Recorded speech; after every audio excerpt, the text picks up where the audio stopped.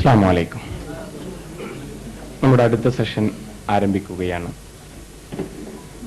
ഖതമുൻ നുബുവത്ത്, പ്രവാചകത്വ പരിസമാപ്തിയാണ് വിഷയം. ആദ്യത്തെ 20 മിനിറ്റ് അഹമ്മദി പക്ഷമാണ് വിഷയം അവതരിപ്പിക്കുന്നത്.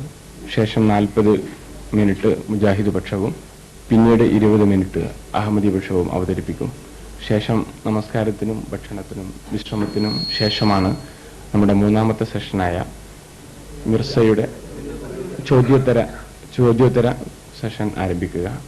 വിഷയം അവതരിപ്പിക്കാൻ അഹമ്മദി പക്ഷത്തെ പ്രതിനിധിയെ ക്ഷണിച്ചുകൊള്ളു.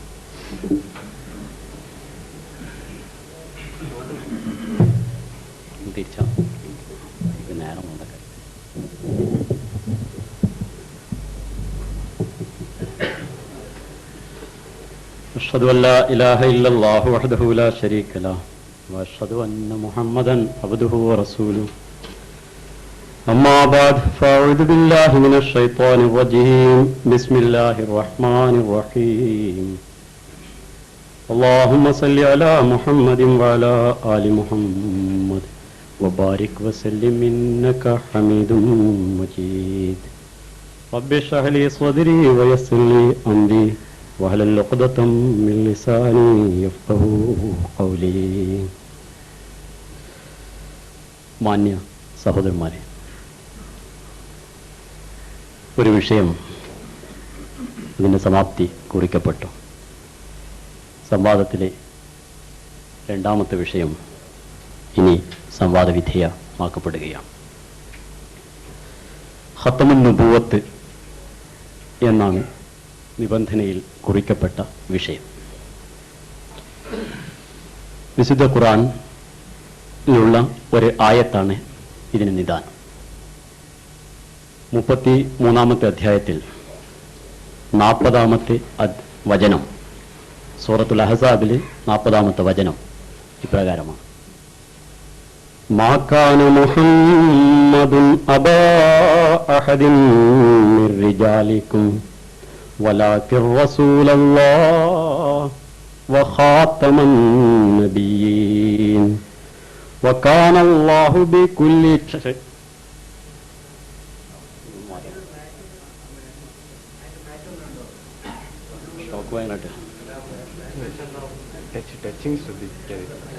അങ്ങനെ ശ്രദ്ധിക്കാൻ കഴിയൂല.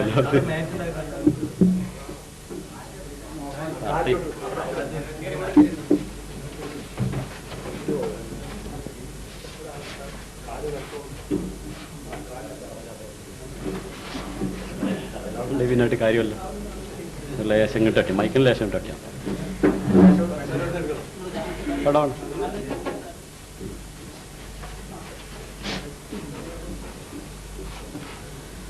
മാ കാന മുഹമ്മദുൻ അബാ അഹദിൻ മിർ റിജാലിക്കും വലാകിർ റസൂലല്ലാഹ് വഖാതമൻ നബിയ്യീൻ.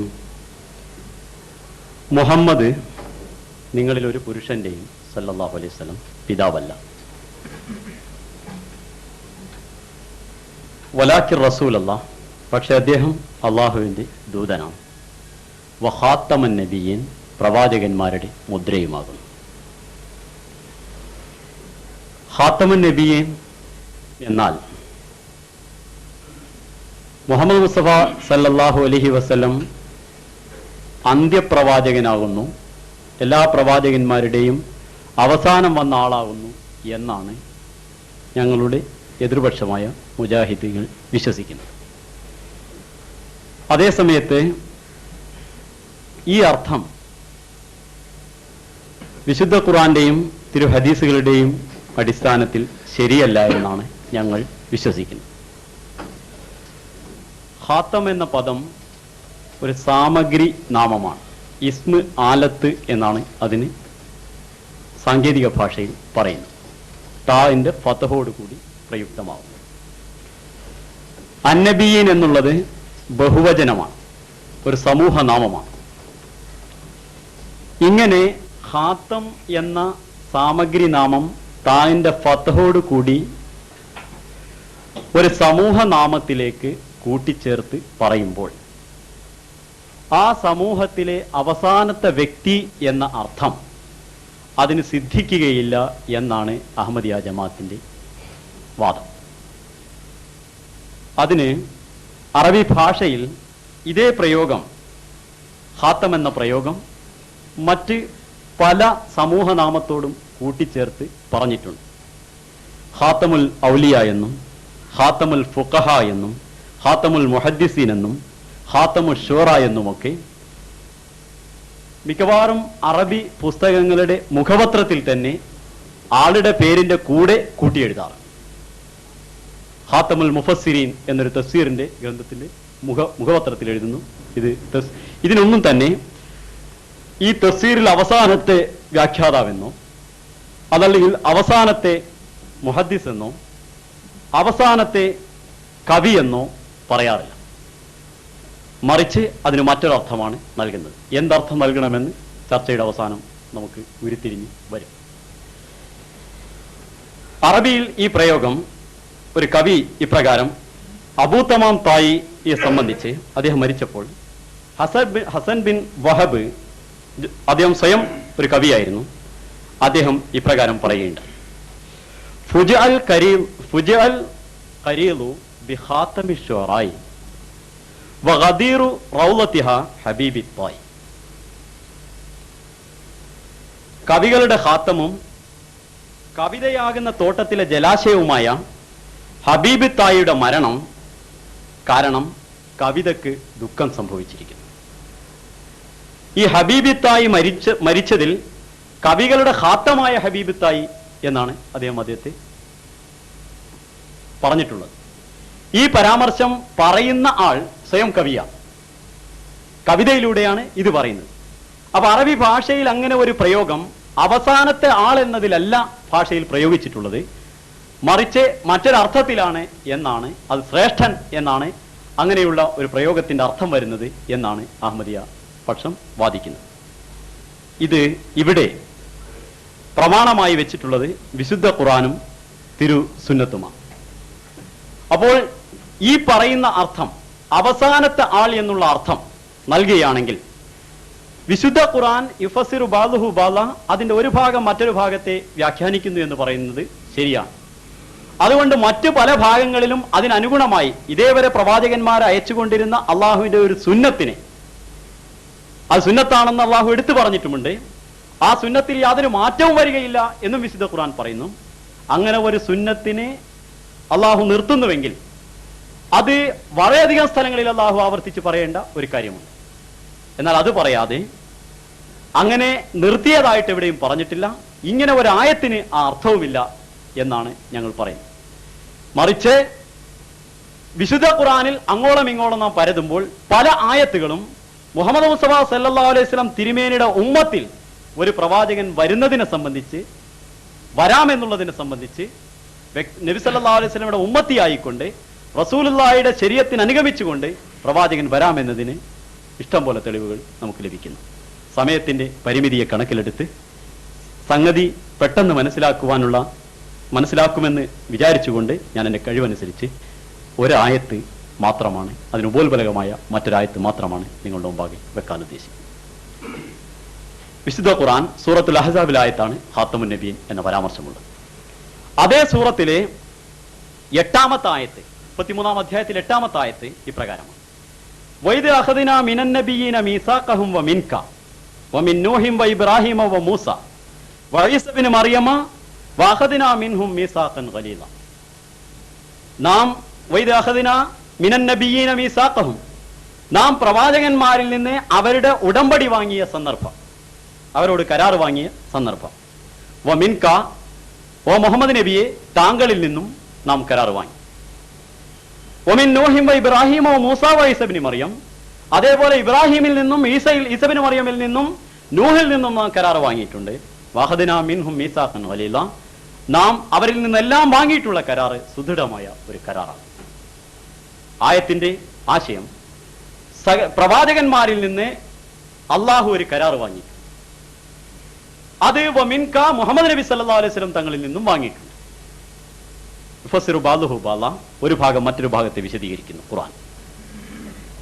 മീസാഖ് അന്നബിയീൻ എന്നീ രണ്ട് പദങ്ങൾ കൂട്ടിച്ചേർത്ത് പ്രയോഗിച്ചിട്ടുള്ളത് വിശുദ്ധ ഖുർആനിൽ മറ്റൊരു സ്ഥലത്ത് കൂടിയാണ്. ഒരു സ്ഥലത്ത് കൂടിയേ ഖുർആനിൽ രണ്ടും കൂടി കൂട്ടിച്ചേർത്ത് പറഞ്ഞിട്ടുണ്ട്.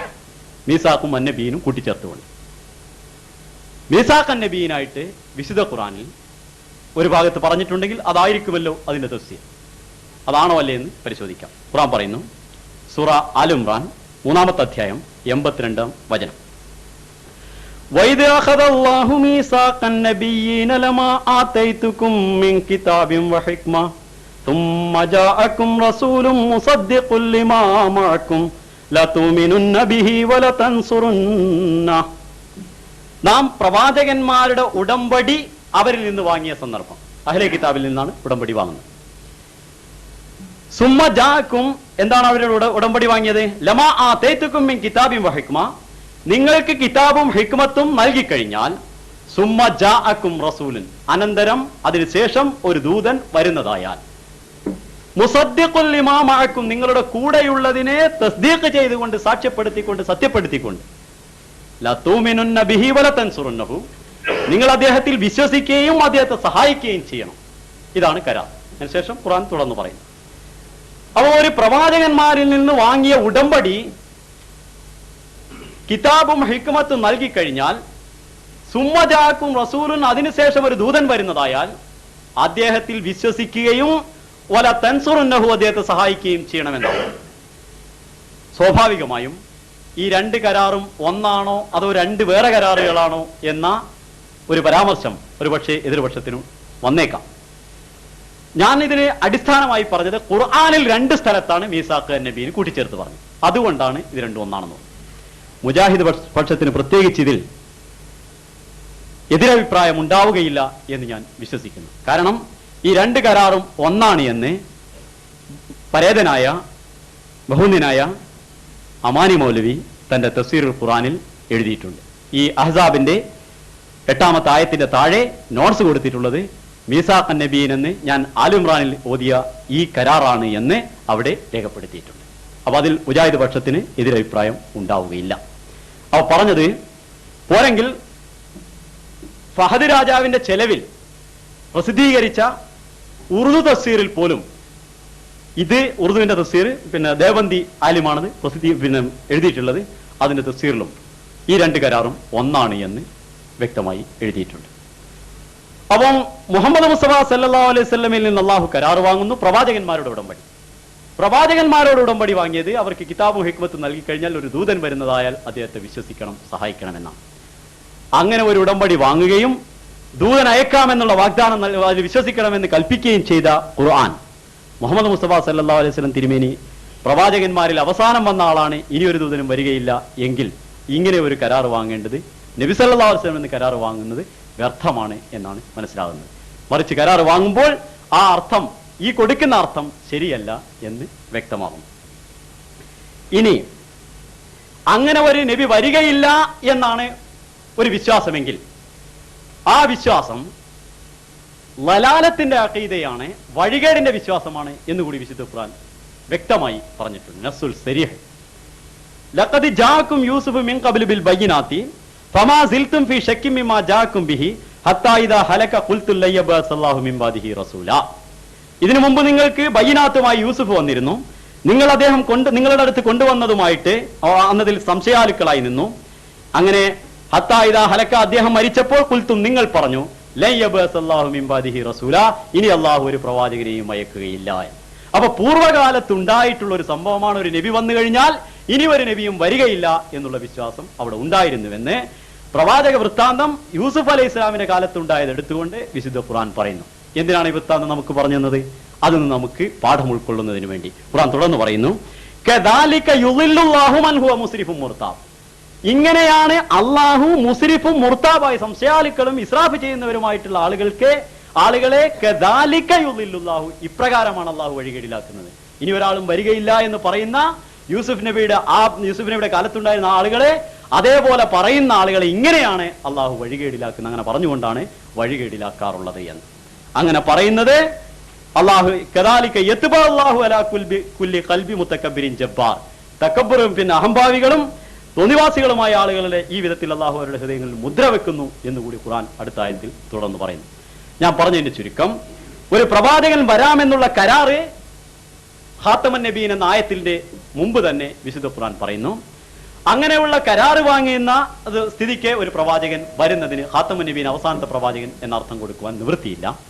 മറ്റൊരു കാര്യം, അങ്ങനെ നബി വരികയില്ല എന്ന് പറയുകയാണെങ്കിൽ അത് ദലാലത്തിന്റെ അഖീദയാണ് എന്നുകൂടി വിശുദ്ധ ഖുർആൻ മറ്റൊരിടത്ത് പറയുന്നു. ഈ സ്ഥിതിക്ക് ഖാത്തമൻ നബീന് അങ്ങനെ ഒരു അർത്ഥം കൊടുക്കുന്നത് ശരിയല്ല എന്നാണ് പറയുന്നത്. ഇനിയോ രണ്ടാമത്തെ പ്രമാണം ഇവിടെ പറഞ്ഞത് വിശുദ്ധ ഹദീസുകളാണ്. മുഹമ്മദ് മുസ്തഫ സല്ലല്ലാഹു അലൈഹി വസല്ലം തിരുമേനിയുടെ ഉമ്മത്തിൽ ഒരു പ്രവാചകൻ വരുമെന്ന കാര്യത്തിൽ മുജാഹിദുകളും അഹമ്മദികളും തമ്മിൽ അഭിപ്രായന്തരമില്ല. വരാനിരിക്കുന്ന ഇബ്നു മറിയം അള്ളാഹുവിന്റെ പ്രവാചകനായിരിക്കും, പ്രവാചകനായിരിക്കും, പ്രവാചകനായിരിക്കും, നബിയുള്ളയായിരിക്കും എന്ന് 4 പ്രാവശ്യം അള്ളാഹുവിന്റെ റസൂൽ ആവർത്തിച്ച് പറഞ്ഞത്, ഒരേ ഹദീസിൽ ആവർത്തിച്ച് പറഞ്ഞത് മുസ്ലിം ദജ്ജാലിനെ സംബന്ധിച്ച് വിവരിക്കുന്ന ഭാഗത്ത് എടുത്തു വിവരിച്ചിട്ടുണ്ട്. അപ്പോൾ നബി സല്ലല്ലാഹു അലൈഹി വസല്ലം പറയുന്ന ഒരു നബി വരുമെന്നാണ്.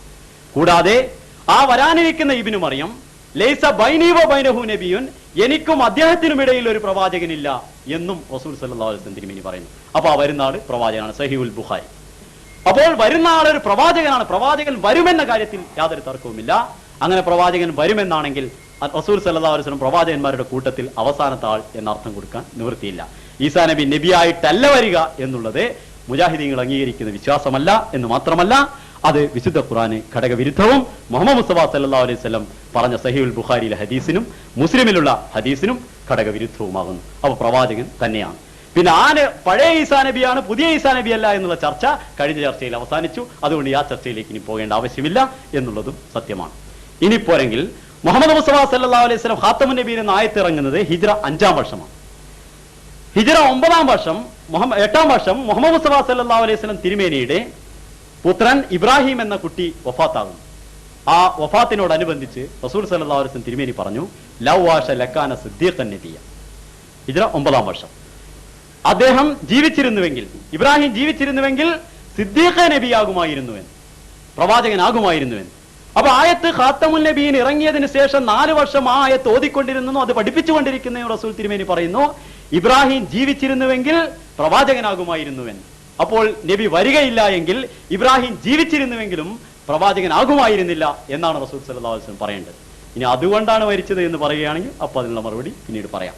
അപ്പോൾ മുഹമ്മദ് മുസ്തഫ സല്ലല്ലാഹു അലൈഹി വസല്ലം തിരുമേനിയുടെ ഹദീസുകളിൽ നിന്ന് മനസ്സിലാകുന്നത്, വിശുദ്ധ ഖുർആനിൽ നിന്ന് മനസ്സിലാകുന്നത്, ഖത്തമുൻ നുബുവത്ത് എന്ന് പറഞ്ഞാൽ റസൂൽ സല്ലല്ലാഹു അലൈഹി വസല്ലം തിരുമേനി പ്രവാചകന്മാരുടെ അവസാനത്തെ പ്രവാചകൻ എന്നല്ല, മറിച്ച് റസൂൽ സല്ലല്ലാഹു അലൈഹി വസല്ലം തിരുമേനിയുടെ ഉമ്മത്തിൽ വീണ്ടും പ്രവാചകൻ വരുമെന്ന് റസൂൽ സല്ലല്ലാഹു അലൈഹി വസല്ലം തിരുമേനിയും പറഞ്ഞിട്ടുണ്ട്.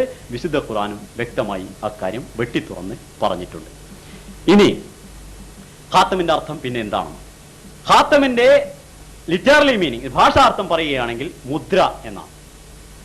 ഇങ്ങനെ മുദ്ര എന്ന് ഉപയോഗിക്കുമ്പോൾ, അങ്ങനെ ഭാഷാർത്ഥത്തിൽ പ്രയോഗിക്കുമ്പോൾ അതിന്റെ അർത്ഥം അതിൽ ശ്രേഷ്ഠനാണ് എന്നുള്ള അർത്ഥമാണ്. മുഹമ്മദ് മുസ്തഫ സല്ലല്ലാഹു അലൈഹി വസല്ലം തിരുമേനി ഖാത്തമൻ നബീനായതുകൊണ്ട് സകല പ്രവാചകന്മാരും മുഹമ്മദ് മുസ്തഫ സല്ലല്ലാഹു അലൈഹി വസല്ലം തിരുമേനിയുടെ സാക്ഷ്യത്തോടു കൂടിയാണ് പ്രവാചകത്വം, യഥാർത്ഥത്തിലുള്ള പ്രവാചകത്വം സ്ഥാപിതമാകുന്നത്. സകല പ്രവാചകന്മാരും പ്രവാചകനാണ് എന്നുള്ളതിന് സാക്ഷിമുദ്രയാണ് മുഹമ്മദ് മുസ്തഫ സല്ലല്ലാഹു അലൈഹി വസല്ലം തിരുമേനി. അതേപോലെ മുഹമ്മദ് മുസ്തഫ സല്ലല്ലാഹു അലൈഹി വസല്ലം തിരുമേനിയുടെ ഉമ്മത്തിൽ ഒരു പ്രവാചകൻ വരികയാണെങ്കിൽ ആ പ്രവാചകനും മുഹമ്മദ് മുസ്തഫ സല്ലല്ലാഹു അലൈഹി വസല്ലം തിരുമേനിയുടെ മുദ്രയോടുകൂടി മാത്രമേ പ്രവാചകനാകാൻ നിവൃത്തിയുള്ളൂ. അതായത് റസൂൽ സല്ലല്ലാഹു അലൈഹി വസല്ലമയുടെ അതറൈസേഷൻ, റസൂൽ സല്ലല്ലാഹു അലൈഹി വസല്ലം തിരുമേനിയെ അനുകരിച്ചുകൊണ്ടും റസൂൽ സല്ലല്ലാഹു അലൈഹി വസല്ലമയുടെ ദീനും അനുകരിച്ചുകൊണ്ടും മാത്രമേ ഒരു പ്രവാചകൻ വരികയുള്ളൂ. ഇനി ഖാത്തം എന്നതിന് ഖാത്തിം എന്നൊരു ഖിറാഅത്ത് കൂടിയുണ്ട് എന്ന് പറയുകയാണെങ്കിൽ അവസാനിപ്പിക്കുന്നവൻ എന്ന അർത്ഥം കിട്ടും.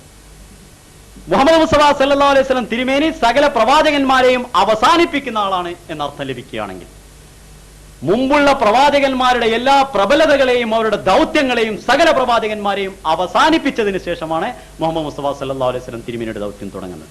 സകല പ്രവാചകന്മാരുടെയും ദൗത്യങ്ങളെ മുഹമ്മദ് സല്ലല്ലാഹു അലൈഹി വസല്ലം അവസാനിപ്പിക്കുന്നു.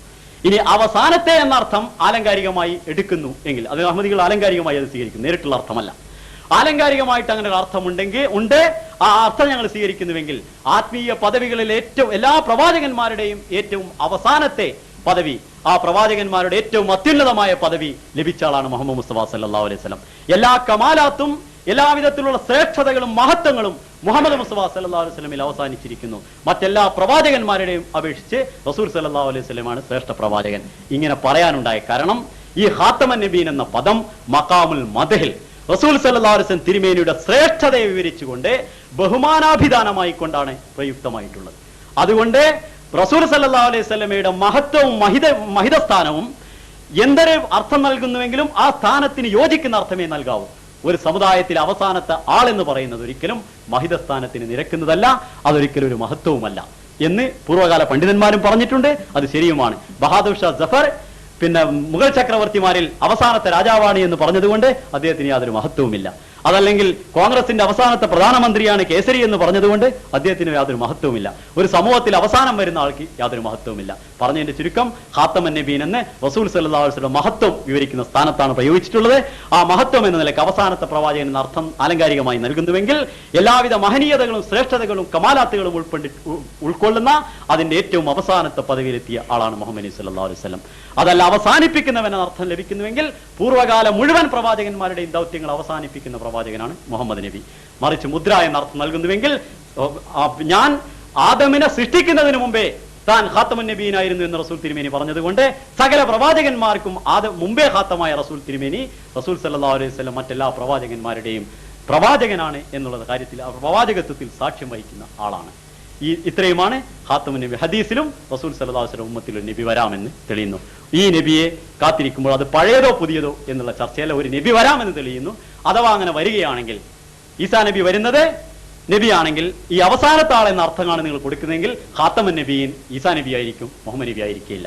ഞങ്ങൾ പറയുന്നത് ഈസാ നബി അല്ല, മുഹമ്മദ് മുസ്തഫ സല്ലല്ലാഹു അലൈഹി വസല്ലം തിരുമേനി തന്നെയാണ് ഖാത്തമ്. അവസാനം വരുന്ന ആളാണെങ്കിൽ എന്നർത്ഥം അതിന് യോജിച്ചല്ല. വാഹുദ് ദവാന അൽഹംദുലില്ലാഹ്.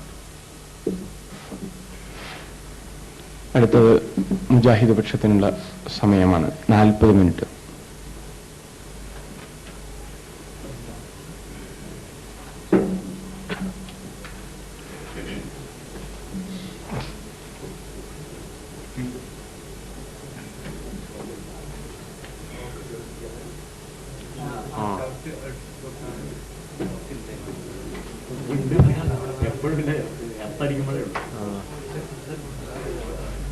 السلام عليكم. الحمد لله والصلاة والسلام على رسول الله وعلى آله وأصحابه الفائزين برضا الله. أما بعد، إن نريد إلا الإصلاح ما استطعت وما توفيقي إلا بالله عليه توكلت وإليه أنيب. رب اشرح لي صدري ويسر لي أمري واحلل عقدة من لساني يفقهوا قولي. أعوذ بالله السميع العليم من الشيطان الرجيم. بسم الله الرحمن الرحيم. ما كان محمد أبا أحد من رجالكم ولكن رسول الله وخاتم النبيين وكان الله بكل شيء عليما. صدق الله مولانا العظيم. പ്രിയമുള്ള സഹോദരന്മാരെ, ഖത്മുൻ നുബുവത്ത് ആണ് നമ്മുടെ ഈ സെഷനിൽ നടക്കുന്ന ചർച്ചയുടെ വിഷയം. മുഹമ്മദ് നബി സല്ലല്ലാഹു അലൈഹി വസല്ലമക്ക് ശേഷം ഇനിയും പ്രവാചക നിയോഗമുണ്ടാവാം എന്ന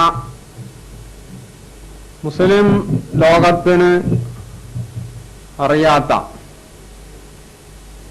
വിശുദ്ധ ഖുർആനിനും തിരുസുന്നത്തിനും ഘടകവിരുദ്ധമായ ഒരു വാദഗതിയാണ് ഖാദിയാനി പക്ഷം ഉന്നയിച്ചുകൊണ്ടിരിക്കുന്നത്, ഇവിടെ ഉന്നയിച്ചിട്ടുള്ളത്. സൂറ അഹ്സാബിലെ 40-ാമത്തെ ആയത്ത് അതിന്റെ അർത്ഥസഹിതം എതിർപക്ഷം ഉദ്ധരിച്ചത് നിങ്ങൾ കേട്ടുകഴിഞ്ഞു. ആ അർത്ഥകൽപ്പനയിൽ ഖാതമുൻ നബിയീൻ എന്നതുമായി ബന്ധപ്പെട്ടുകൊണ്ട് മാത്രമേ നമുക്ക് അവരുമായി അഭിപ്രായ വ്യത്യാസമുള്ളൂ.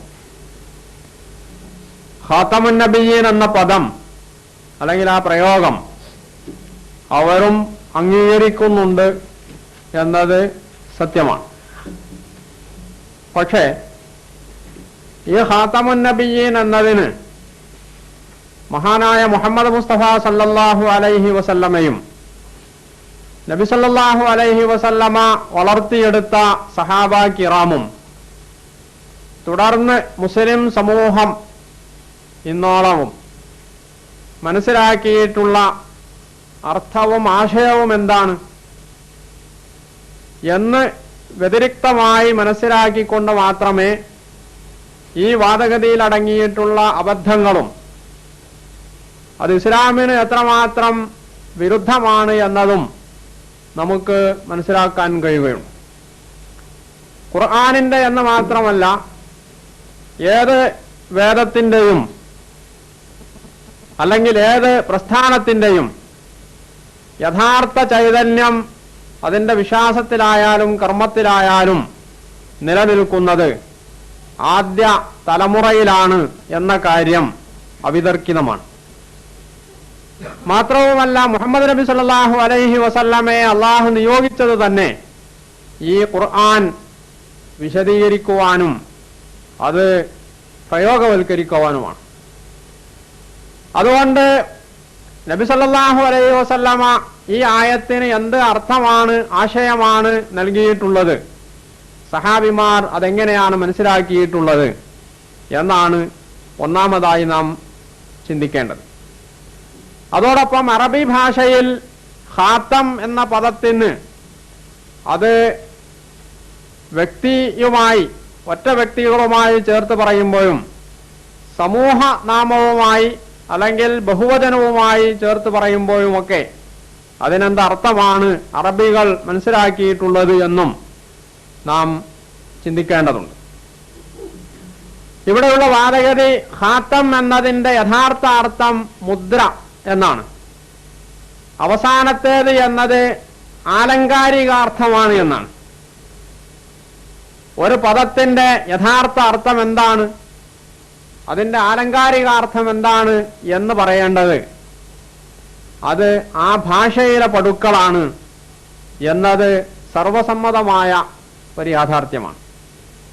ആ നിലക്ക് ഖാത്തം എന്നതിന് പൗരാണിക അറബി ഭാഷാ പടുക്കൾ എന്ത് അർത്ഥം പറഞ്ഞു എന്ന് പരിശോധിച്ചാൽ അറബി ഭാഷാ നിഘണ്ടുക്കളിലൊക്കെയും അതിന് പറഞ്ഞിട്ടുള്ള അർത്ഥം അവസാനത്തേത് എന്നാണ് എന്ന് കാണാൻ കഴിയും.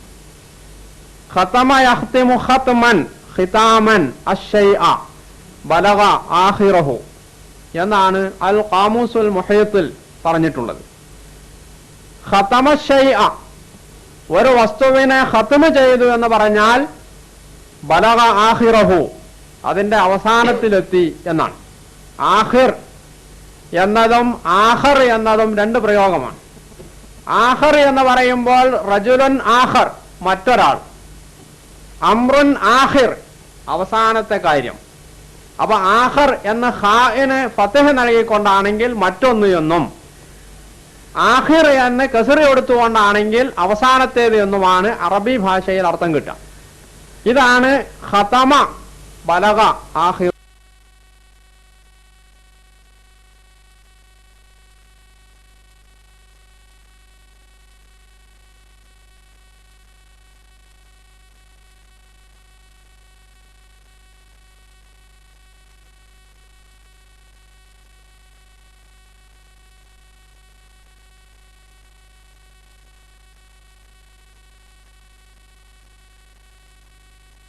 അതിന്റെ അവസാനത്തിലെത്തി എന്ന് പറഞ്ഞാൽ,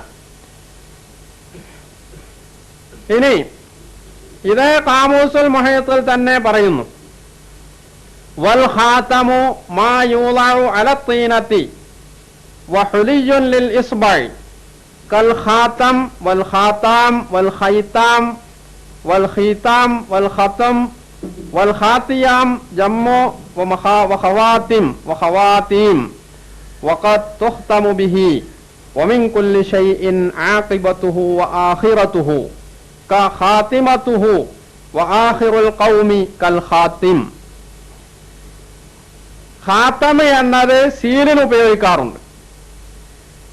അതുപോലെ വിരലിനണിയുന്ന ആഭരണത്തിന് ഹുലിജുൽ ഇസ്ബാ മോതിരത്തിന് ഉപയോഗിക്കാറുണ്ട്. ഖാത്തം എന്നത് അതിന്റെ വിവിധ രൂപങ്ങൾ ഇവിടെ പറഞ്ഞിട്ടുണ്ട്, അതിന്റെ ബഹുവചനങ്ങളും. വഖദ് തുഖ്തമു ബിഹി, അതുകൊണ്ട് ഖത്മ ചെയ്യപ്പെടും. വമിൻ കുല്ലി ഷൈഇൻ, ഏത് വസ്തുവിനെ സംബന്ധിച്ചും ഖാത്തം എന്ന് പറഞ്ഞാൽ ആഖിബതുഹു വ ആഖിറതുഹു, അതിന്റെ അവസാനത്തേത് എന്നാണ് അർത്ഥം. വ ആഖിറുൽ ഖൗം കൽ ഖാത്തിം, ആഖിറുൽ ഖൗം എന്ന് പറയുന്നത് ഖാത്തിമുൽ ഖൗം എന്ന് പറയും പോലെയാണ്. എന്ന് പറഞ്ഞാൽ അറബി ഭാഷയിൽ അതിന്റെ ഹഖീഖത്തൻ ശരിയായ അർത്ഥം ഖാത്തിം എന്ന് പറയുന്നതിന് അവസാനത്തേത് എന്നാണ് അർത്ഥമെന്നാണ് ഇവിടെ ഖാമൂസുൽ മുഹീത്ത് പറഞ്ഞിട്ടുള്ളത്. ഇത് അറബി ഡിക്ഷണറികൾ ഏത് നമ്മൾ മറിച്ചു നോക്കിയാലും ഇത് തന്നെയാണ് നമുക്ക് കാണാൻ കഴിയാം.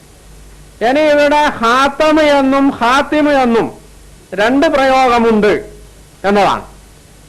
അതാവട്ടെ അറബി ഭാഷാ പടുക്കളൊക്കെയും അതിനെ സംബന്ധിച്ച് പറഞ്ഞിട്ടുള്ളത് ഫത്ഹ് കൊണ്ട് ഖാത്തം എന്ന് പറഞ്ഞാലും കസർ കൊടുത്ത് ഖാത്തിം എന്ന് പറഞ്ഞാലും രണ്ടും ഒരുപോലെയുള്ള പ്രയോഗമാണ്.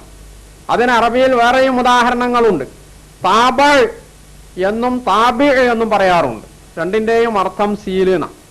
അവിടെ താബ ബാഗിന് ഫത്ഹ് കൊടുത്തുകൊണ്ട് താബ എന്നും കസർ കൊടുത്തിട്ട് താബി എന്നും പറയാം. ഇതുപോലെ അറബി ഭാഷയിൽ വേറെ പ്രയോഗങ്ങളുണ്ട്. അപ്പോൾ ഈ രണ്ട് പ്രയോഗത്തിന്റെയും അർത്ഥം അവസാനത്തേത് എന്ന് തന്നെയാണ് എന്ന് ഭാഷാ പടുക്കൾ വേറെയും പറഞ്ഞിട്ടുണ്ട്. അപ്പോൾ ഖാത്തം എന്ന പദത്തിന്റെ ശരിക്കുള്ള അർത്ഥം അത് വിശേഷിച്ചും ബഹുവചനവുമായി ചേർന്ന് വരുമ്പോൾ ആ സമൂഹത്തിലെ അവസാനത്തെ ആള് എന്നാണ് അർത്ഥം. ഇനി തഫ്സീർ ഗ്രന്ഥങ്ങളിലേക്ക് നമ്മൾ തിരിച്ചു വന്നു പോവുകയാണെങ്കിൽ മുഫസ്സിറുകൾ എല്ലാവരും തന്നെ ഏകകണ്ഠമായി പറഞ്ഞ ഒരു കാര്യം ഖാത്തമുൻ നബിയീൻ, രണ്ട് ഖിറാഅത്തും തഫ്സീറുകളിൽ പലരും ഉദ്ധരിക്കാറുണ്ട്. ഖാത്തമു നബിയീൻ എന്നും ഖാത്തിമുൻ നബിയീൻ എന്നും. ഇത് രണ്ടു ധരിച്ചാലും മുഫസ്സിറുകൾ അതിന് പറഞ്ഞിട്ടുള്ള അർത്ഥം അവസാനത്തെ പ്രവാചകൻ എന്നാണ്. ഇനിയുള്ളത് ഖാത്തം എന്നതിന്റെ ഈ അർത്ഥം ആലങ്കാരികമാണ് എന്നാണ്. ഇത് ആലങ്കാരികമാണ് എന്ന് പറയണമെങ്കിൽ മലയാളിയായ ഞാനോ അല്ലെങ്കിൽ എതിർപക്ഷത്ത് സംസാരിച്ച മാന്യ വ്യക്തിയോ പറഞ്ഞാൽ പോരാ. അറബി ഭാഷാ പടുക്കൾ അവരിൽ സാഹിത്യത്തെ സംബന്ധിച്ച് നന്നായി അറിവുള്ള ആളുകൾ പറയേണ്ടതുണ്ട്. ഇത് ഏറ്റവും ചുരുങ്ങിയത് ഇന്ന സ്ഥലത്തെങ്കിലും അത് ആലങ്കാരികമാണ് പ്രയോഗിച്ചിട്ടുള്ളത്, അല്ലെങ്കിൽ അതിന് തെളിവ് എങ്കിലും വേണ്ടതുണ്ട്. ഇവിടെ വിശുദ്ധ ഖുർആനിലെ സൂറത്ത് അഹ്സാബിലെ ഈ 40-ാമത്തെ ആയത്തിൽ ഖാത്തമുൻ നബിയീൻ എന്ന പ്രയോഗത്തിന് മുഹമ്മദ് നബി സല്ലല്ലാഹു അലൈഹി വസല്ലമയാണ് ഖുർആനിന്റെ ആധികാരിക വ്യാഖ്യാതാവ് എന്ന നിലക്ക് നബി സല്ലല്ലാഹു അലൈഹി വസല്ലം പറഞ്ഞുവോ അവസാനത്തെ പ്രവാചകൻ എന്ന് നിങ്ങൾ എന്നെ പറ്റി പറയരുത്. പ്രവാചകന്മാരുടെ മുദ്ര ഇനി ഞാൻ വഴി മാത്രമേ ഒരു പ്രവാചക നിയോഗം ഉണ്ടാകാൻ പാടുള്ളൂ, ഇതാണ് നിങ്ങൾ അംഗീകരിക്കേണ്ടത് എന്ന് നബി സല്ലല്ലാഹു അലൈഹി വസല്ലം പറഞ്ഞിട്ടുണ്ടോ? എതിർ കക്ഷിക്ക് അത് തെളിയിക്കുക സാധ്യമല്ല. സഹാബ കിറാം ഇങ്ങനെ മനസ്സിലാക്കിയിട്ടുണ്ടോ? അതും അവർക്ക് തെളിയിക്കുക സാധ്യമല്ല. അപ്പോൾ പിന്നെ എവിടെ നിന്നാണ് ഈ അർത്ഥകൽപ്പന അവർക്ക് കിട്ടിയിട്ടുള്ളത്? അത് തങ്ങളകപ്പെട്ട തെറ്റായ ഒരു വിശ്വാസത്തെ ന്യായീകരിക്കാൻ വേണ്ടി അറബി ഭാഷയ്ക്ക് അതിന്റെ പണ്ഡിതന്മാരോ അതുമായി ബന്ധപ്പെട്ട ആളുകളോ നൽകാത്ത മറ്റൊരർത്ഥം അവർ ആരോപിക്കുകയാണ് ചെയ്യുന്നത്. അപ്പോൾ ഈ അർത്ഥകൽപ്പന ശുദ്ധ അസംബന്ധമാണ്. ഖുർആനിനും സുന്നത്തിനും അറബി ഭാഷ ഗ്രന്ഥങ്ങൾക്കും വിരുദ്ധമാണ് എന്ന് നാം ഇവിടെ മനസ്സിലാക്കേണ്ടതുണ്ട്. ഇവിടെ ഒരു കവിത ഉദ്ധരിക്കുകയുണ്ടായി. ഖാത്തം എന്നത് പൗരാണിക പണ്ഡിതന്മാർ ശ്രേഷ്ഠൻ എന്ന അർത്ഥത്തിൽ ഉപയോഗിച്ചിട്ടുണ്ട് എന്ന് തെളിയിക്കാൻ. വഗദീറു റൗളത്തിഹാ ഹബീബുത്തായി. പ്രസിദ്ധ കവിയായിരുന്ന ഹബീബുത്തായിയെ അദ്ദേഹത്തിന്റെ മരണവേളയിൽ അദ്ദേഹത്തിന്റെ മർസിയ, അതായത് അനുശോചനം രേഖപ്പെടുത്തിക്കൊണ്ട് ആരോ പറഞ്ഞിട്ടുള്ള ഒരു കവിത, ഫുജിഅൽ ഖരീലു ബിഖാതമി ശുഅറായി, കവിതകളിൽ അവസാനത്തെ ആൾ, വഗദീറു റൗളത്തിഹ, ആ കാവ്യ ലോകത്തെ നിറഞ്ഞു നിൽക്കുന്ന തടാകം, ഹാത്തിമുത്തായി ഹബീബുത്തായി, ഹബീബുത്തായിയുടെ മരണം അത് ഒരു വലിയ അപകടകരമായ അല്ലെങ്കിൽ ഏറ്റവും ദുഃഖകരമായിട്ടുള്ളൊരു സംഭവമാണ് എന്നാണ് ഈ കവിതയിൽ പറഞ്ഞിട്ടുള്ളത്. ഇവിടെ ഖാതമു ശുഅറാഇ എന്ന് ഹബീബുത്തായിയെ വിശേഷിപ്പിച്ചുകൊണ്ട് ആണ് പറഞ്ഞിട്ടുള്ളത്. ഇത് വിശേഷണമാകണമെങ്കിൽ പോലും ഇതിന് ഖാത്തം എന്നതിന് അവസാനത്തേത് എന്ന അർത്ഥമുണ്ടെങ്കിൽ അത് സാധ്യമാവുകയുള്ളൂ. കാരണം ഭാഷയിൽ, ഏത് ഭാഷയിലുമുണ്ട് മുബാലഗ എന്ന് പറയുന്ന ഒരു പ്രയോഗം, അതായത് അതിശയോക്തി എന്നാണ് മലയാളത്തിൽ അതിന് പറയാം. ഒരാളിൽ ഇല്ലാത്ത ഒരു ഗുണം അയാളിൽ ആരോപിക്കുന്നതിനാണ് അതിശയോക്തി പ്രയോഗം എന്ന് പറയുന്നത്. ഈ അർത്ഥത്തിൽ പൗരാണിക പണ്ഡിതന്മാർ പലരെ സംബന്ധിച്ചും ഖാത്തം എന്ന പദം പ്രയോഗിച്ചു കാണാം. യഥാർത്ഥത്തിൽ ആലങ്കാരിക പ്രയോഗം എന്ന് പറയുന്നത് അതാണ്. ഖാത്തമുൽ മുഹദ്ദിസീൻ എന്നോ ഖാത്തമുൽ മുഫസ്സിരീൻ എന്നോ ഖാത്തിമത്തുൽ മുഹഖ്ഖിഖീൻ എന്നോ ഒക്കെ പറഞ്ഞാൽ ഇത് അതിന്റെ ശരിയായ അർത്ഥത്തിൽ പ്രയോഗിച്ചെങ്കിൽ മാത്രമേ അത് അതിശയോക്തിപരമായ മുബാലഗയായിട്ടുള്ള ഒരു പ്രയോഗം പോലും ആവുകയുള്ളൂ. അള്ളാഹുവിനെ സംബന്ധിച്ചിടത്തോളം മുഹമ്മദ് നബി സല്ലല്ലാഹു അലൈഹി വസല്ലമക്ക് പ്രയോഗിച്ച ഈ പ്രയോഗം ഒരു അതിശയോക്തിയുടെ രീതിയിൽ പ്രയോഗിക്കേണ്ട ഒരു കാര്യവുമില്ല. എന്തുകൊണ്ട്? മുഹമ്മദ് മുസ്തഫ സല്ലല്ലാഹു അലൈഹി വസല്ലമയെ സംബന്ധിച്ചിടത്തോളം ആദം അലൈഹിസ്സലാമിൽ തുടങ്ങിയ ഈ റിസാലത്തിന്റെ, ഈ ദൗത്യത്തിന്റെ പരിസമാപ്തി, അതിന്റെ സമ്പൂർത്തി അത് മുഹമ്മദ് നബി സല്ലല്ലാഹു അലൈഹി വസല്ലമയിലൂടെയാണ് അള്ളാഹു കുറിക്കുന്നത്. അൽയൗമ അക്മൽതു ലക്കും ദീനക്കും വഅത്മംതു അലൈക്കും നിഅമതി വറളിതു ലക്കുമുൽ ഇസ്ലാമ ദീന.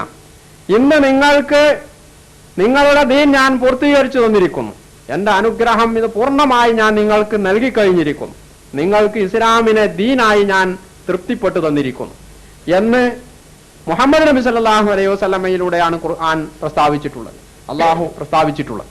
പണ്ടൊരു പ്രവാചകന്റെ നാക്കിലൂടെയും ഇത് അള്ളാഹു പ്രസ്താവിച്ചിട്ടില്ല എന്ന് നമുക്കറിയാവുന്നതാണ്. അപ്പോൾ മുഹമ്മദ് നബി സല്ലല്ലാഹു അലൈഹി വസല്ലമയിലൂടെ പറഞ്ഞ ഈ കാര്യം അള്ളാഹു അതിശയോക്തിയിലൂടെ പറയേണ്ട ഒരു കാര്യവുമില്ല. മാത്രവുമല്ല, ഇവിടെ മുഹമ്മദ് നബി സല്ലല്ലാഹു അലൈഹി വസല്ലമ തന്നെയും ഈ ആയത്തിന് നൽകിയിട്ടുള്ള വിശദീകരണം എന്താണ്? മുഹമ്മദ് നബി സല്ലല്ലാഹു അലൈഹി വസല്ലമ പല ഒരു ആവർത്തിച്ചു പറഞ്ഞ കാര്യം, അന ഖാതമുൻ നബിയ്യീൻ, ഞാൻ അവസാനത്തെ പ്രവാചകനാണ്, ഞാൻ അവസാനത്തെ പ്രവാചകനാണ് എന്ന ഈ ഖാതം എന്ന പദം അല്ലെങ്കിൽ അതിന്റെ ക്രിയാരൂപത്തിലുള്ള പദങ്ങളൊക്കെ പറഞ്ഞപ്പോഴും നബി അതിൽ സംശയം തീർക്കാൻ വേണ്ടി, ഇനി ഇതുപോലുള്ള ദുർവ്യാഖ്യാനങ്ങൾക്ക് പഴുതു നൽകാതിരിക്കാൻ വേണ്ടി എന്നോണം തീർത്ത് ഒന്നുകൂടി നബി സല്ലല്ലാഹു അലൈഹി വസല്ലം പറഞ്ഞു, ലാ നബിയ്യ ബഅദി, എനിക്ക് ശേഷം നബിയില്ല. അപ്പോൾ ഖുതിമ ബിയൻ നബിയ്യൂൻ, എന്നിലൂടെ പ്രവാചകന്മാർക്ക് അന്ത്യം കുറിക്കപ്പെട്ടിരിക്കുന്നു. ഇനി അന്ത്യം എന്ന് പറയുമ്പോൾ അതിന് തെറ്റായ അർത്ഥധ്വനിയുണ്ട് എന്നാണെങ്കിൽ അവസാനം കുറിക്കപ്പെട്ടിരിക്കുന്നു എന്ന് വെച്ചുകൊള്ളുക. പക്ഷെ അപ്പോൾ ഉന്നയിക്കപ്പെടുന്ന വാദം, ഒരാൾ അവസാനത്തെ ആളായതുകൊണ്ട് അയാൾക്ക് മഹത്വം ഉണ്ടാകണമെന്നില്ല, അല്ലെങ്കിൽ അവസാനത്തെ ആളാവുന്നത് മഹത്വമല്ല എന്നാണ്. പല കാര്യങ്ങളിലും അത് ശരിയാവാം എന്ന് മാത്രമല്ല, മനുഷ്യരുടെ ഇത്തരത്തിലുള്ള സാധാരണഗതിയിലുള്ള കാര്യങ്ങളിൽ അവസാനത്തേത് എന്നത് ചിലപ്പോൾ ശരിയായ അർത്ഥത്തിലായിക്കൊള്ളണമെന്നുമില്ല. എന്നാൽ അള്ളാഹു ഒരാളെ സംബന്ധിച്ച് അവസാനത്തെ ആൾ എന്ന് പറഞ്ഞാൽ അയാളെ സംബന്ധിച്ച് ഏറ്റവും വലിയ മഹത്വം അതേ ആവുകയുള്ളൂ. എന്തുകൊണ്ട്?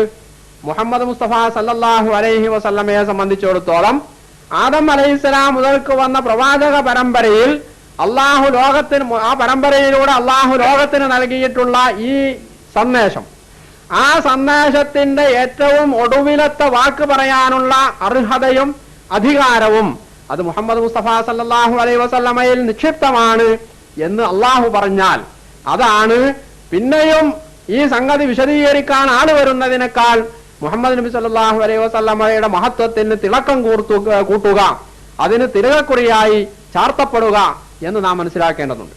അപ്പോൾ മുഹമ്മദ് നബി സല്ലല്ലാഹു അലൈഹി വസല്ലമക്ക് ശേഷവും ഖുർആൻ വിശദീകരിക്കാൻ ഇനിയും പ്രവാചകന്മാർ വന്നുകൊണ്ടിരിക്കും എന്നാണെങ്കിൽ മുഹമ്മദ് നബി സല്ലല്ലാഹു അലൈഹി വസല്ലമയുടെ വിശദീകരണം കാലോചിതമല്ലാതെ പോവാം. ചിലപ്പോൾ അതിൽ കാലത്തിന്റെ ഒഴുക്കിന്റെ അവസ്ഥ അല്ലെങ്കിൽ അതിന്റെ വിഗതികൾക്കനുസരിച്ച് ചില നീക്കുപോക്കുകൾ ആവശ്യമാണ്, അത് വരുന്ന പ്രവാചകൻ നൽകിക്കൊള്ളും എന്ന് വരേണ്ടതാണ്. അങ്ങനെയുള്ള ഒരു പ്രയോഗം പോലും വിശുദ്ധ ഖുർആനിൽ നിന്ന് ലഭ്യമാവുകയില്ല. മാത്രവുമല്ല, ഒരു കാര്യം അത് അർത്ഥശങ്കക്കിടമില്ലാതെ വ്യാഖ്യാനത്തിന് പഴുതില്ലാത്ത വിധത്തിൽ തെളിയിക്കപ്പെടുമ്പോൾ മാത്രമേ അതൊരു സമൂഹം വസ്തുനിഷ്ഠമായി അല്ലെങ്കിൽ പൂർണ്ണാർത്ഥത്തിൽ അത് അംഗീകരിക്കേണ്ടതുള്ളൂ എന്നുകൂടി നാം മനസ്സിലാക്കേണ്ടതുണ്ട്. പല കാര്യങ്ങളും വിശദീകരണത്തിന് പഴുതുള്ളതാണെങ്കിൽ ഞാൻ നൽകുന്ന വിശദീകരണം അല്ലെങ്കിൽ ഞാൻ കാണുന്ന അതിന്റെ ആശയം ആയിക്കൊള്ളണമെന്നില്ല നിങ്ങൾ അതിന് നൽകുന്നത്. അങ്ങനെ വരുമ്പോൾ എനിക്ക് നിങ്ങളെയോ നിങ്ങൾക്ക് എന്നെയോ അതിന്റെ പേരിൽ ആക്ഷേപിക്കാൻ പറ്റുകയില്ല. അതേപോലെ അള്ളാഹു ഒരുവനാണ് എന്ന ഈ വിശദീകരണങ്ങൾക്ക് അല്ലെങ്കിൽ വ്യാഖ്യാനങ്ങൾക്ക് പഴുതില്ലാത്ത ഈ പ്രഖ്യാപനം ഇത് ഞാൻ അംഗീകരിക്കുന്നില്ലെങ്കിൽ നിങ്ങൾക്ക് എന്നെ ആക്ഷേപിക്കാം, നിങ്ങൾ അംഗീകരിക്കുന്നില്ലെങ്കിൽ എനിക്ക് നിങ്ങളെയും ആക്ഷേപിക്കാം. ഇത് തന്നെയാണ് പ്രവാചകത്വത്തിന്റെ കാര്യത്തിലുമുള്ളത്. മുഹമ്മദ് നബി സല്ലല്ലാഹു അലൈഹി വസല്ലമ അവസാനത്തെ പ്രവാചകനാണ് എന്ന കാര്യം അത് അർത്ഥശങ്കക്കിടമില്ലാതെ ഖുർആനിൽ ഖണ്ഡിതമായി പറഞ്ഞിരിക്കെ, മുഹമ്മദ് നബി സല്ലല്ലാഹു അലൈഹി വസല്ലമ തന്നെ അത് വിശദീകരിച്ചിരിക്കെ പിന്നെ അതിനെ വ്യാഖ്യാനിക്കാൻ ദുർവ്യാഖ്യാനം നൽകാൻ പോകുന്നത് ഖുർആനിനോട് ചെയ്യുന്ന കടുങ്കയ്യാണ്, പ്രവാചകനോട് ചെയ്യുന്ന അപരാധമാണ്, ഇസ്ലാമിൽ നിന്ന് പുറത്തു പോകാൻ കാരണമാണ് എന്ന് കൂടി നാം മനസ്സിലാക്കേണ്ടതുണ്ട്. അതോടൊപ്പം മുഹമ്മദ് നബി സല്ലല്ലാഹു അലൈഹി വസല്ലമയുടെ സമൂഹത്തിൽ നിന്ന് സമുദായത്തിൽ നിന്ന് ഉമ്മത്തി നബി വരാമെന്ന് ഖുർആൻ സൂചിപ്പിക്കുന്നുണ്ട്. പോയി എവിടെയാണ് ഈ ഖുർആനിന്റെ സൂചന? നമ്മൾ ആരും കണ്ടിട്ടില്ല. ഇവിടെ ഉദ്ധരിക്കപ്പെട്ട ആയത്തുകളാവട്ടെ ഇത് ഒന്നാമതായി സഹാബാ കിറാമായിരുന്നു, അല്ലെ മുഹമ്മദ് നബി സല്ലല്ലാഹു അലൈഹി വസല്ലം തന്നെയായിരുന്നു അത് മനസ്സിലാക്കേണ്ടിയിരുന്നത്. നബി സല്ലല്ലാഹു അലൈഹി വസല്ലം അങ്ങനെ മനസ്സിലാക്കി എന്നതിനൊരു തെളിവുമില്ല, സഹാബികൾ മനസ്സിലാക്കി എന്നതിനുമില്ല. എന്ന് മാത്രമല്ല, മുസ്ലിം സമൂഹത്തിലെ താബിയുകളോ അല്ലെങ്കിൽ ഇവർ പോലും അംഗീകരിക്കുന്ന മുജദ്ദിദുകളോ ഇവരാരും തന്നെ അങ്ങനെ ഒരു ആശയം അതിൽ നിന്ന് മനസ്സിലാക്കിയതിനും തെളിവ് സമർപ്പിക്കാൻ അവർക്ക് സാധ്യമല്ല എന്നുള്ളതാണ്. ഇവിടെ ഉദ്ധരിക്കപ്പെട്ടിട്ടുള്ള